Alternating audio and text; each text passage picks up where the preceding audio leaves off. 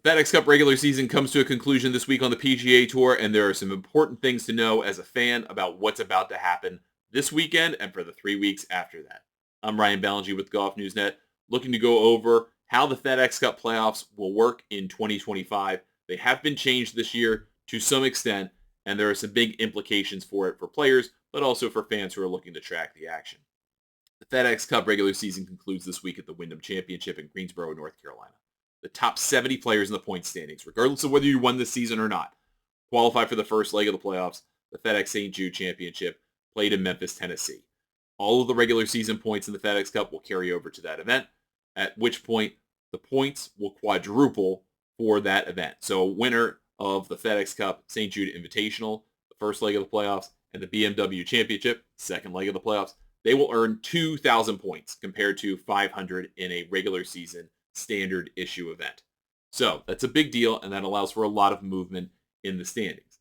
Neither of those two events, the FedEx St. Jude Invitational in Memphis and the BMW Championship played at Caves Valley Golf Club just north of Baltimore this year, neither of those events will have a cut.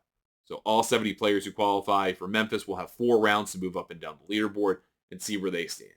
At the end of the FedEx St. Jude Championship, the top 50 players in points combined between that event and the regular season will qualify for Caves Valley. Then, at the end of the BMW Championship, the top 30 players who have combined points between the 2 playoff events and the regular season, they'll qualify for the Tour Championship at East Lake Golf Club in Atlanta, Georgia. It's at that point, those 30 players who qualify will receive an upfront bonus, approximately $23 million bonus pool, with $5 million going to the winner of the playoffs plus the 2 regular season, or the regular season plus 2 playoff events. That'll give them a guaranteed cushion heading into the revamped Tour Championship. Since 2019, the Tour Championship has had what we've known as starting strokes, or effectively handicaps for the players in the field.